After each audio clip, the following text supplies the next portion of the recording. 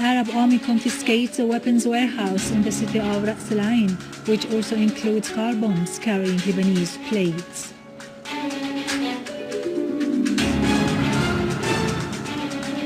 Units of the Syrian Arab Army restores security and stability to the villages of Al-Shweihed in Homs's western countryside.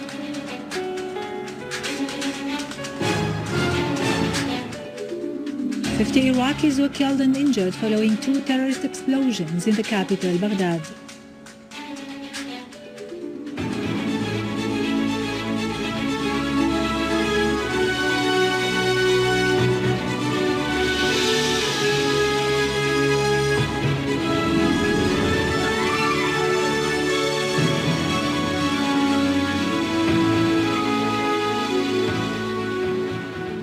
Good afternoon, ladies and gentlemen. This is Yarado Krikorian with the news in English. Syrian Arab Army hoisted national flag on Al-Husn Castle.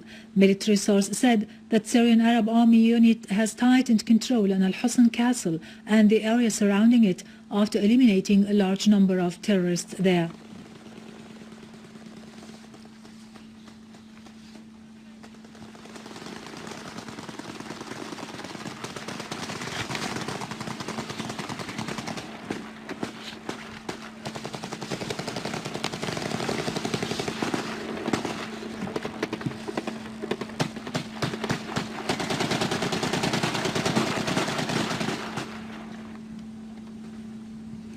Earlier units of the Syrian Arab Army killed 11 terrorists and injured others near the border crossing of Al-Hajj Nadim.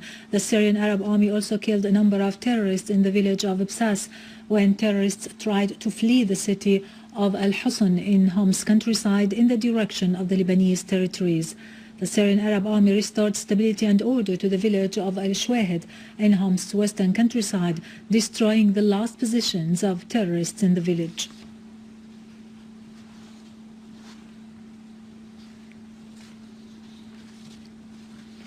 In Yabroud province, the Syrian Arab Army has found a factory to manufacture explosive devices and booby-trapped cars carrying Lebanese plates.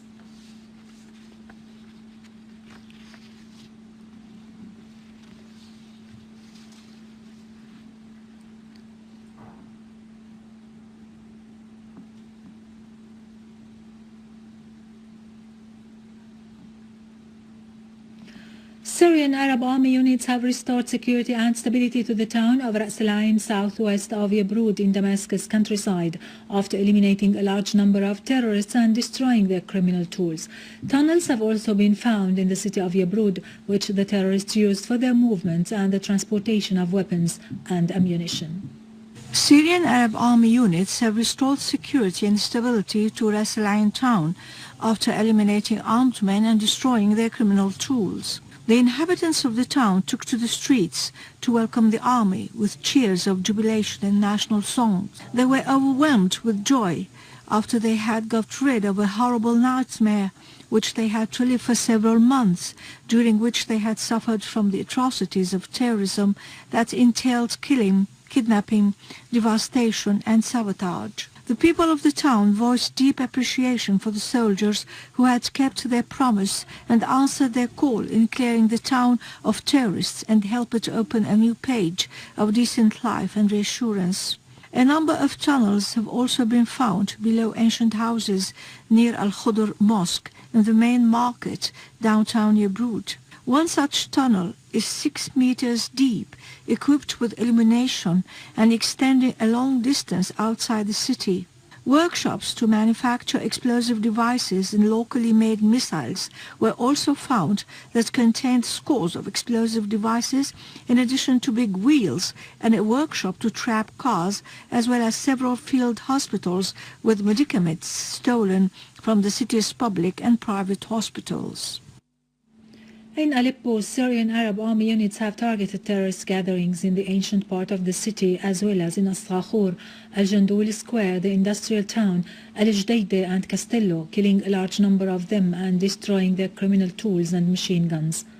In Aleppo suburbs, several armed men have been killed or wounded in the surroundings of the central prison, as well as in 16 other sites.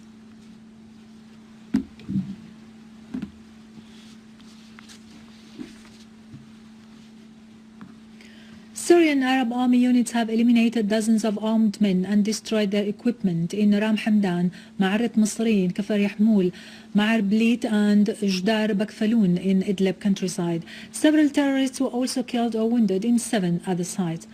The army units have meanwhile thwarted an attempt by terrorist groups to infiltrate into a military checkpoint near Jannat al-Qura on Ariha Latakia Road, killing several members of the groups.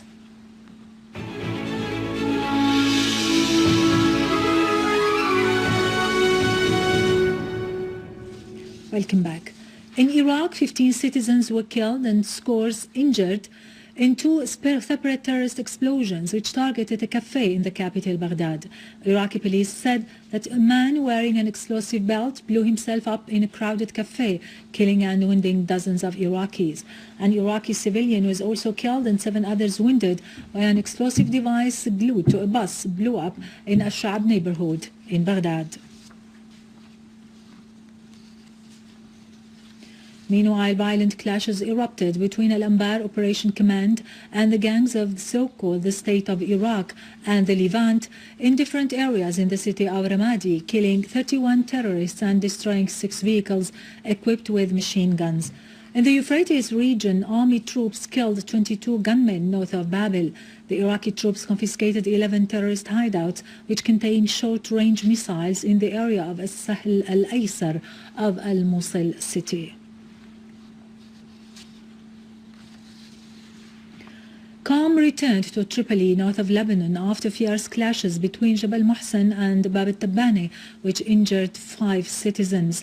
Commercial shops, banks and institutions opened this morning as most schools remained closed in the areas which are witnessing clashes and tension. The latest developments in the Ukraine were the main focus of discussion between UN Secretary General Ban Ki-moon and Russian officials today. Moon will meet in Moscow with Russian President Putin and Foreign Minister Lavrov.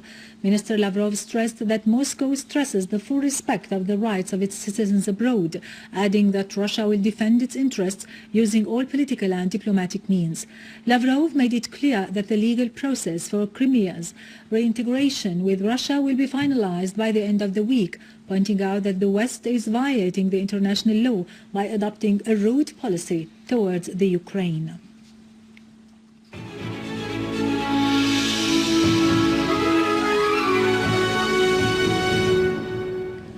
Finally, and back to our local news, a special section for child care has been inaugurated at Ibn al-Nafis Hospital, comprising a number of beds and the necessary medical equipment to ensure better chances of post-surgical recovery.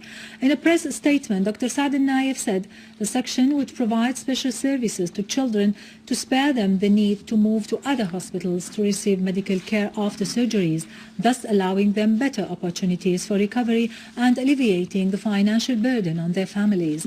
Dr. Naif said the ministry is intent to set up new sections and expand the already existing ones, as many health institutions have been put out of service after being targeted by the terrorists.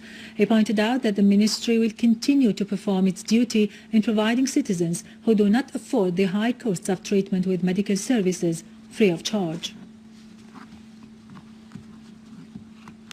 With this, we end our news for today. Thank you for watching. For more details about Syria and the region and to view this bulletin again, you can always visit our website in English, syriaonline.sy. Now to latest business and market news with Karun Kürkcan, but after a short break.